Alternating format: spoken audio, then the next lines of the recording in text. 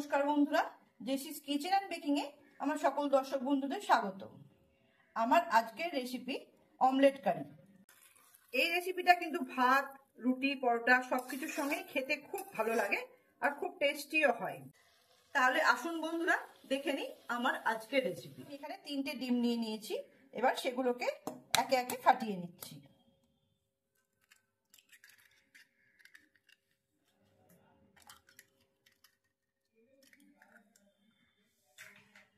ডিমগুলো ফাটানো হয়ে গেলে এই অমলেটটা একটু টেস্টি করবার জন্য এখানে কিছু জিনিস আমি দিয়ে দিচ্ছি। প্রথমেই দিচ্ছি হাফ চামচ নুন, অল্প একটু চিনি, দিচ্ছি একটু হলুদ গুঁড়ো,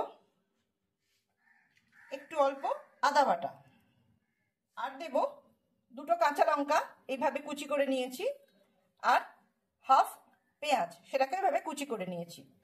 এই সমস্তটা এর মধ্যে দিয়ে দিচ্ছি। এবার সবগুলোকে ভালো করে একটু ফেটিয়ে মিশিয়ে নিচ্ছি।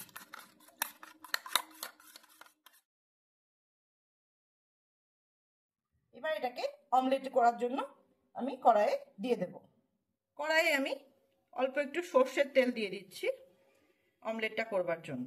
তেলটা গরম হয়ে গেছে, এবার সমস্ত কড়াইয়ের গায়ে আমি তেলটাকে অল্প অল্প করে মিশিয়ে নিচ্ছি বা লাগিয়ে দিচ্ছি, যাতে কড়াইয়ে তেলটা লেগে না যায়, মানে ডিমের অমলেটটা যেন লেগে না যায়। এবার এই ডিমের মিশ্রণটা এই তেলের মধ্যে আমি দিয়ে দিচ্ছি। ডিমের মিশ্রণটা সমস্তটা ঢেলে দেওয়ার পর এইভাবে কড়াইটাকে একটু ঘুরিয়ে ঘুরিয়ে সমস্ত দিকে ছড়িয়ে দিতে হবে, তাহলে অমলেটটা একটু বড়ও হবে আর সব দিকে সমানভাবে এর মিশ্রণটা ছড়িয়ে যাবে। এবার এটাকে আস্তে করে উল্টে নিচ্ছি।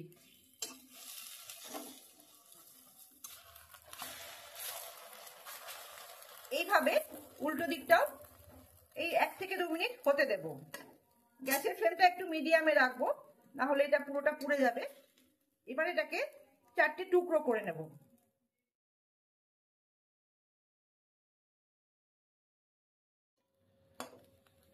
এবার সমস্ত অমলেটটাকে আমি ছোট ছোট করে টুকরো করে নিলাম। এরকম ভাবে ভালো করে দুটো পাশ ভাজা হয়ে গেছে, এবার এটাকে তুলে নিচ্ছি। তেলটা গরম হয়ে গেলে গ্যাসের ফ্লেমটা মিডিয়ামে রেখে দিয়ে দিচ্ছি হাফ চামচ সাদা জিরে। এটা জাস্ট 10 সেকেন্ড ভাজা হতে হতেই এর মধ্যে দিয়ে দেবো কেটে রাখা পেঁয়াজ। আমি এখানে 2টো পেঁয়াজ নিয়েছি, সেগুলোকে এভাবে টুকরো করে কেটে নিয়েছি।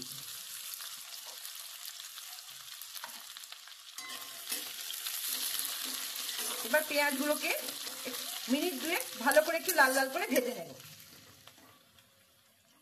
মিনিট 2 পেঁয়াজটা ভাজা হয়ে গেলে এর মধ্যে দিয়ে দেব টুকরো করে কেটে রাখা রসুনের টুকরো। এখানে আমি 7-8 কোয়া রসুন নিয়ে সেগুলোকে এরকম কুচি করে কেটে নিয়েছি। এটা দিয়েও আমি 1 মিনিট মতো ভেজে নেব। পেঁয়াজ রসুন এই দুটোকেই ভালো করে ভাজা হয়ে গেলে এর মধ্যে একে একে দিয়ে দেব কিছু মশলা। এই সময় গ্যাসের ফ্লেমটা একদম লোয়ে রেখে দিয়ে দিচ্ছি আদা বাটা। 1 চামচ আদা বাটা দেওয়ার পর দিচ্ছি 1 চামচ হলুদ গুঁড়ো, 1 চামচ ঝাল লাল লঙ্কার গুঁড়ো, হাফ চামচ জিরের গুঁড়ো আর হাফ চামচ ধনের গুঁড়ো। এবার গ্যাসের ফ্লেমটা বাড়িয়ে দিয়ে সমস্তটাকে মিনিট 2 মতো ভালো করে কষে নিতে হবে। মিনিট 2 কষা হয়ে গেলে এর মধ্যে দেব 5 টুকরো আলু, যেগুলোকে আমি সেদ্ধ করে রেখেছি আগে থেকেই।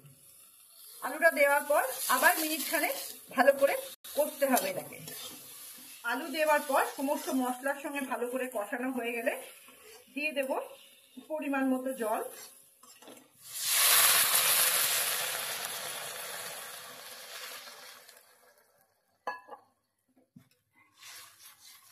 জলটা একটু বেশি দিলাম, কেন এখানে অমলেটটা তো জল টেনে নেয়, সেই জন্য জলটা একটু বেশি দিলাম, কিন্তু এটা হবে মাখা মাখা। এবার এর মধ্যে দিয়ে দিচ্ছি নুন। আপনারা আপনাদের স্বাদ মতো নুনটা দেবেন। এখানে আমি 1 চামচ নুন দিয়েছি, আর দেব 1 চামচ চিনি।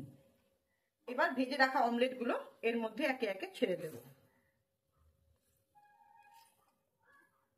এটাকে আর ঢাকা দেব না, এইভাবে মিনিট 3 ফুটতে দেব, গ্যাসের ফ্লেমটা মিডিয়ামে রেখে। মিনিট 3 এইভাবে ফুটিয়ে নেওয়ার পরে রেডি হয়ে গেল অমলেটের কারি। এইভাবে মাখা মাখা থাকবে এটা, কারণ এটা রুটি পরোটা সব কিছুর সঙ্গেই খুব ভালো লাগে খেতে। সম্পূর্ণরূপে রেডি হয়ে গেছে অমলেট কারি। ভিডিওটা কেমন লাগলো অবশ্যই জানাবেন, আর যদি ভালো লাগে একটা লাইক দিয়ে দেবেন। আর যদি আমার চ্যানেলটা সাবস্ক্রাইব করা না থাকে তাহলে চ্যানেলটা সাবস্ক্রাইবও করে নেবেন। তাহলে আগামী দিনে আবার অন্য কোনো রেসিপি নিয়ে আপনাদের সামনে উপস্থিত হব। ভালো থাকবেন, সুস্থ থাকবেন। ধন্যবাদ।